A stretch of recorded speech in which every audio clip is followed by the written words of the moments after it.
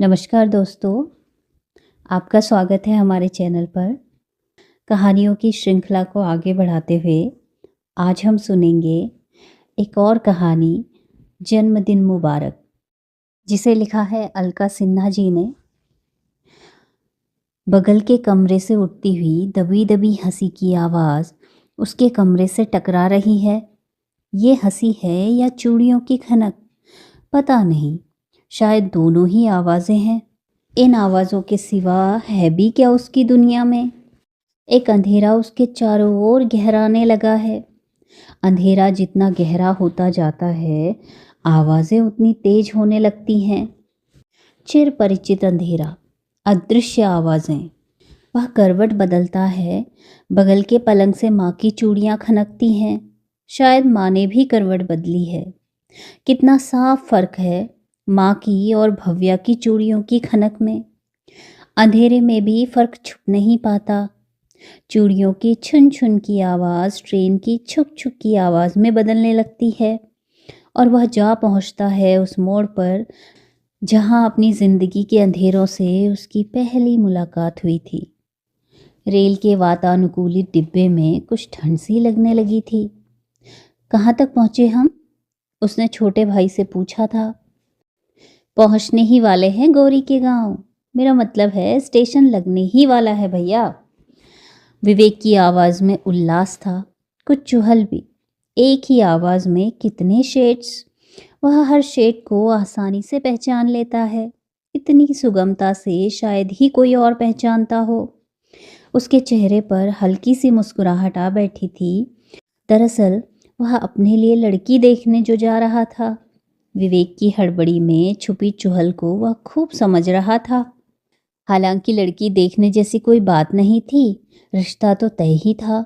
लड़की पढ़ी लिखी और सम्रान खानदान से थी। लड़की के पिता ने उसकी माँ को भरोसा दिलाया था कि भव्या हर तरह से ज्ञान के लिए उपयुक्त है और वह हर कदम पर ज्ञान का सहयोग कर सकेगी। इतना काफ़ी था।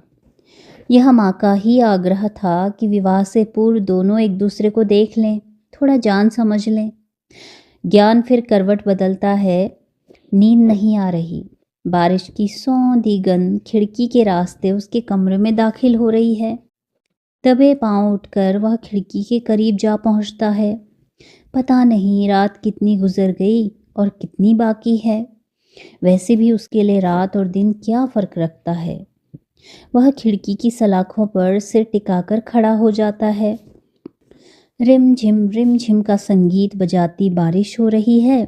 इच्छा होती है वह दरवाज़ा खोलकर बाहर निकल जाए, बरसात में भीगे, मालकोस में गाए। उसकी दुनिया का स्थायी राग, रात के गहन अंधकार में गाया जाने वाला करुण राग, मालकोस। टिहू टिहू टिहू। कोई पंछी सुबह होने का ऐलान कर दूर उड़ गया है, यानी कुछ देर में दिन पूरा खुल जाएगा। चिड़ियों के कोरस में पेड़ों के पत्ते सुर मिलाएंगे, वातावरण में संगीत गूंजने लगेगा। रे गा धा नी का कोमल स्पर्श से भला लगता है। राग भैरवी, भोर के प्रथम पहर में गाया जाने वाला राग, उसके भीतर मलहम का एहसास भरता है। मन काफ़ी कुछ संयत हो चुका है। वह आकर बिस्तर पर लेट जाता है ताकि माँ जगे तो सभी कुछ सामान्य सा लगे। फिर चूड़ियाँ खनकी हैं। भव्या मेज पर चाय रख गई है। वह उठकर मेज के पास पहुंचता है और कुर्सी खिसकाकर बैठ जाता है। रात की बारिश से मौसम कुछ ठंडा हो चला है। चाय की पहली चुस्की ही ऊर्जा का संचार करती है। वह मेज पर हाथ घुमाता है। मेज खाली है। अरे, यहाँ मेरी किताबें रखी थी। आश्चर्य, आज तक उसका कभी कोई सामान इधर से उधर नहीं हुआ। वह पूरा हाथ घुमाता है। हाथ का सामना किसी से नहीं होता। मेज पूरी तरह खाली है। भव्या, माँ आवाज़ लगाती है। ज्ञान की किताबें कहाँ रख दी बेटा? मैंने समेट कर शेल्फ में रख दी हैं, अभी निकाल देती हूँ, कहती हुई वह मेज के करीब जा पहुँचती है। कौन सी किताब दूँ भैया? कोई नहीं। उसकी आवाज़ सपाट है या फिर स्वर के आरोह को रोक कर जबरन सपाट कर दिया है उसने। मेरी किताबें जैसी थी वैसी ही रहने दी जाए, वह माँ से कहता है। भव्या बुझे मन से किताबें लाकर वहीं मेज पर रख देती है। ज्ञान किताबों को फिर फैलाकर रख देता है। समेटी हुई किताबें तुझे अच्छी नहीं लगती? माँ पूछती है। नहीं, वह पूरी दृढ़ता से कहता है। वह जानता है इस बिखराव में ही उसकी पहचान है। उसे मालूम है उसने कहाँ क्या रखा है। वह किसी पर आश्रित तो नहीं है। चाय का स्वाद कसैला हो आया है, वह चाय का कप पीछे सरका देता है, मगर तब तक यह कसैलापन उसके भीतर उतर जाता है। हर बात के लिए वह भव्या पर आश्रित रहेगा। शब्द भेदी बाण की तरह भव्या की माँ के ये शब्द उसे आज तक बींध रहे हैं। उसने साफ साफ सुना था। भव्या की माँ ने कहा था, खूबसूरत परी सी अपनी बेटी को मैं कैसे उस व्यक्ति को सौंप दूँ जो भव्या को इतना तक नहीं बता सकता कि आज वह लाल रंग पहने या नीला। उल्टे हर बात के लिए वही भव्या पर आश्रित रहेगा। अपनी सोच बदलो भव्या की माँ, लड़का हर तरह से समर्थ है। उसका इस तरह बहिष्कार मत करो, उसे अपनी दुनिया में शामिल करो। भव्या के पिता ने समझाया था। मैंने भव्या को ऐसी तालीम दी है कि वह ज्ञान का सहयोग कर सकेगी, मगर भव्या की माँ अपनी जिद पर अड़ी थी। आपके सिद्धांतों की खातिर मैं अपनी बेटी की कुर्बानी नहीं दे सकती। ज्ञान ने सुना था और भीतर तक दरक गया था। वह अक्षम है, आश्रित है। भव्या का उससे ब्याह भव्या की कुर्बानी है। नहीं, यह कुर्बानी उसे नहीं मंजूर। उसने विवेक को आवाज दी। सुन, भव्या कैसी दिखती है? बहुत सुंदर, नाजुक, छुई मुई, रुई के फाहे सी, एकदम परी जैसी। विवेक के उत्साह ने भव्या का जो खाका खींचा, उससे वह इतना तो समझ ही गया था कि खूबसूरती का रंग बेहद नर्म और नाजुक होता है। वह सोफे पर बैठा अपनी हथेलियां छू रहा था। कितनी खुरदुरी हैं। नहीं, ये कतई सुंदर नहीं। फिर उसका हाथ अपने ही शरीर पर रेंगने लगा, पीठ पर, बाह में, बालों का खुरदुरापन। नहीं, वह जरा भी सुंदर नहीं। हाँ, वह जिस सोफे पर बैठा था उसका रंग खूबसूरत था, रुई के फाहे सा, नर्म और कोमल, बिल्कुल भव्या की तरह। घर लौटने तक उसने निर्णय ले लिया था, भव्या बहुत सुंदर है, मैं उसे विवेक के लिए पसंद कर आया हूँ। उसे आपके लिए देखा था भैया, विवेक ने टोक कर कहा। पहले बड़े बेटे की शादी होनी चाहिए, माँ ने जोर दिया, मगर ज्ञान ने सभी को चुप करा दिया। मैं घर का बड़ा हूँ और ये मेरा फैसला है। आखिर शादी हो गई और भव्या बड़े के बदले छोटे भाई की पत्नी के रूप में उस घर का अभिन्न अंग बन गई। सभी खुश थे, भव्या की माँ, भव्या खुद और विवेक भी। संतुष्ट तो ज्ञान भी था, मगर अनजाने ही एक कसक उसके भीतर जगह बनाती जा रही थी। एक अजनबी एहसास अपनी जड़ें गहराता जा रहा था कि उसके भीतर की दुनिया रंगों से अनजान थी और रंगों का यह अभाव उसके जीवन का खालीपन बनता जा रहा था। हैरत की बात यह थी कि रंगों से उसका अपरिचय उसकी अब तक की जिंदगी को बेमानी बनाता जा रहा था। अब से पहले जैसे किसी सोची समझी नीति के तहत घर में कभी किसी ने अपनी बात में रंगों का जिक्र तक ना किया था। उसने जाना ही नहीं था कि ऐसा भी कुछ है जिससे उसकी जिंदगी पूरी तरह छूती है। मगर अब रह रहकर उसकी अंधेरी दुनिया में रंगों के समीकरण बनते और जिंदगी से उसका संवाद छिन्न छिन्न कर देते। उस दिन सुबह से ही पूरा परिवार दिवाली की साफ सफाई में लगा था। आखिर विवेक के विवाह के बाद का पहला त्योहार था। रंगाई पुताई कराने की बात हो रही थी। पुताई तो पहले भी कई बार हो चुकी थी, मगर इस बार रंगाई होनी थी। भव्या हर कमरे के लिए कलात्मकता के साथ रंग बता रही थी। कमरे के सामने की दीवार पर कत्थई रंग किया जाए तो ये दीवार चौड़ी दिखाई देगी। डाइनिंग टेबल की सामने वाली दीवार पर लेमन येलो रहे तो खिड़की के बाहर की हरियाली का कंट्रास्ट उभर कर आएगा। ज्ञान की जिंदगी का कंट्रास्ट पूरी तरह उभर चुका था। अब तक क्यों उसे अनभिज्ञ रखा गया रंगों की इस दुनिया से, वह पूछना चाहता था, मगर किससे, कैसे? सभी उससे बेखबर थे। इस कलात्मक कार्य में भव्या की विशेषज्ञता देखने लायक थी, जबकि ज्ञान की जिंदगी का एक एक हर्फ रंगों की मुखबिरी कर रहा था। उसने दीवारों को छू छू कर देखा, बार बार, कई बार, दीवारें कुछ चिकनी हो आई थी, हथेली फिसल कर नीचे आ खिसकती थी। ऐसा लगभग हर दीवार के साथ था। फिर कौन सी दीवार कत्थई और कौन सी लेमन येलो। स्पर्श से परे ये कैसी अभिव्यक्ति थी जिसकी भाषा के अर्थ वह खोल नहीं पा रहा था। दिवाली की रात, भव्य सजावट, आतिशबाजियों की धूम, मगर वह कहाँ था। अचानक ऐसा क्या घटा था कि उसका अब तक का जोड़ा अर्जा सब एक बड़े शून्य में तब्दील हो गया था।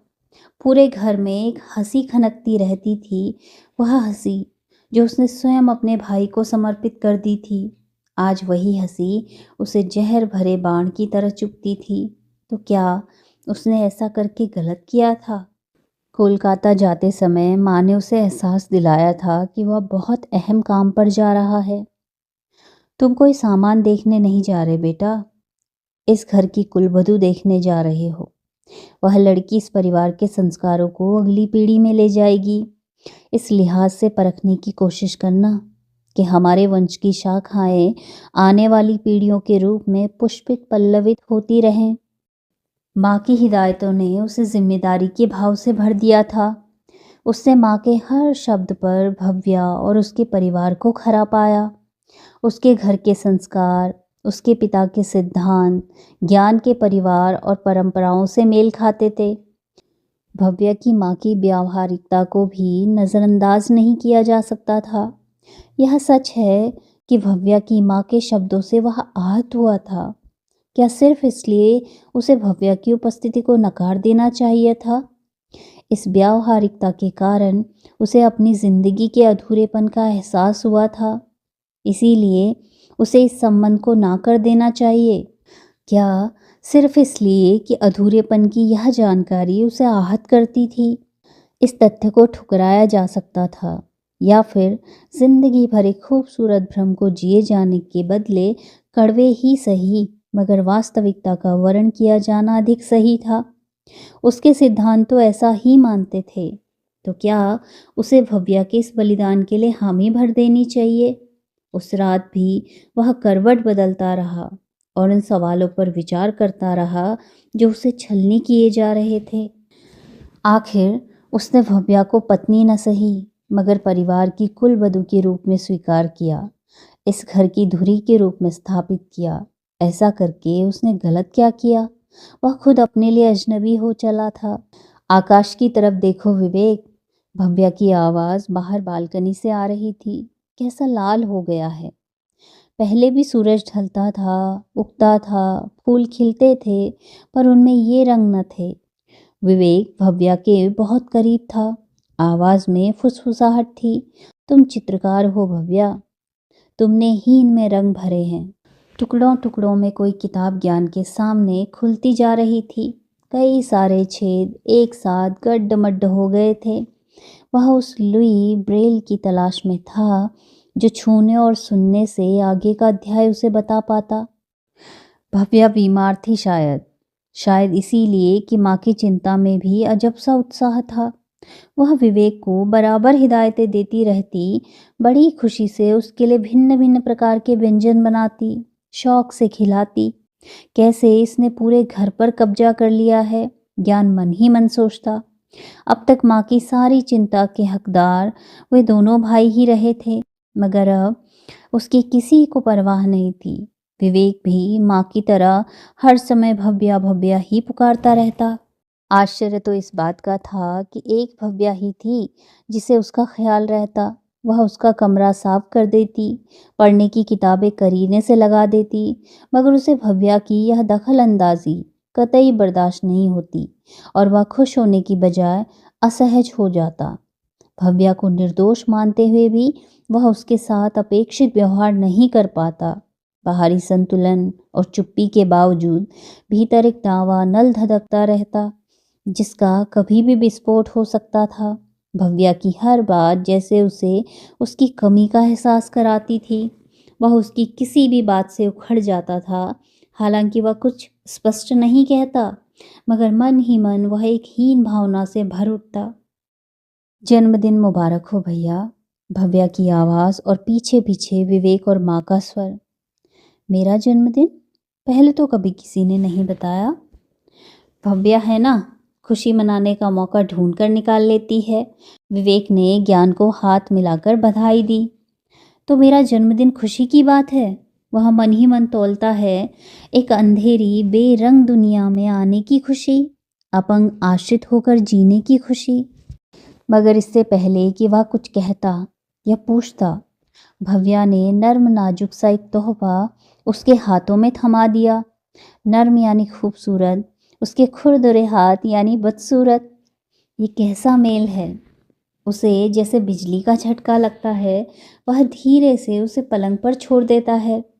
एक बार छूकर तो देख, कितने सुंदर रंगों के फूल काढ़े हैं भव्या ने, माँ ने लाड़ से कहा।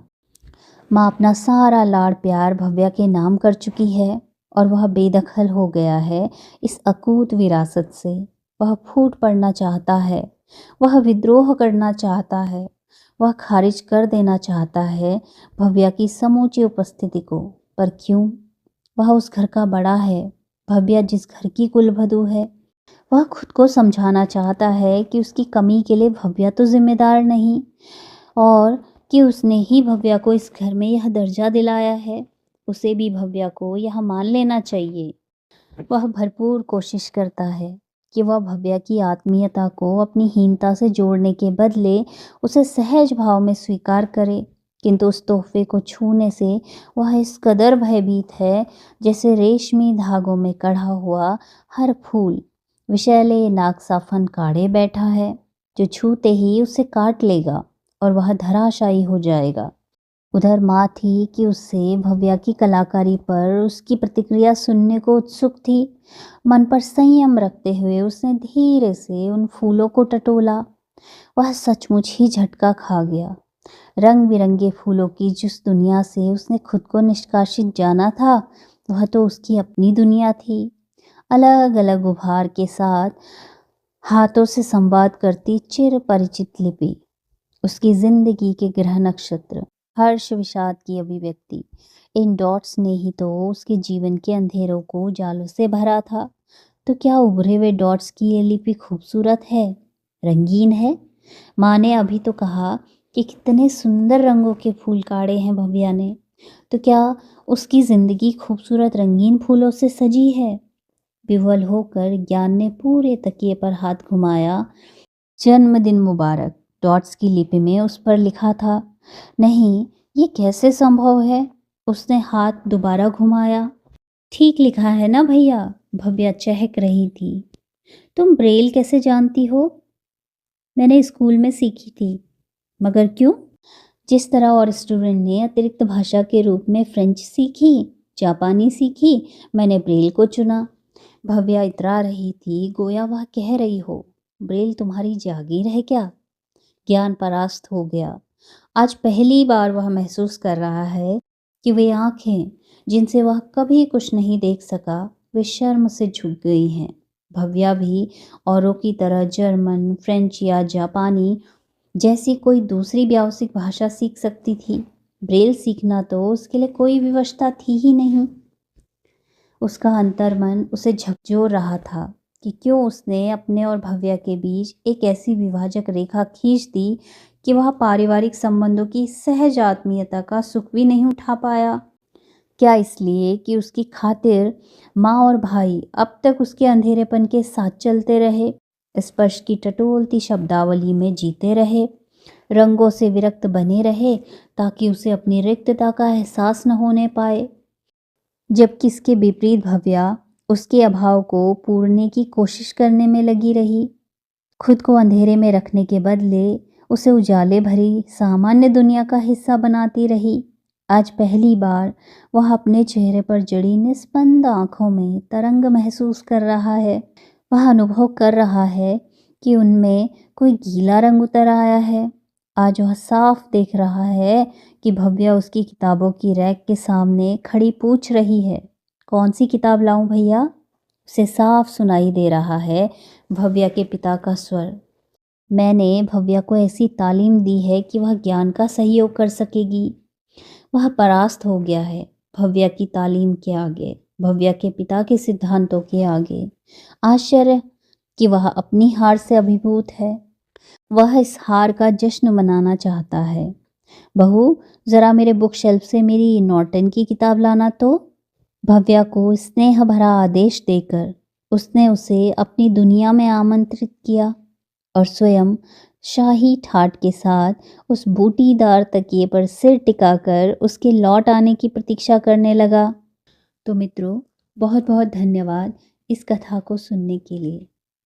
यदि आपको हमारी कहानियाँ पसंद आ रही हैं, मेरे द्वारा किया हुआ वाचन अच्छा लग रहा है, तो आप चैनल को सब्सक्राइब कीजिए, वीडियोस को लाइक और शेयर भी कीजिए। धन्यवाद।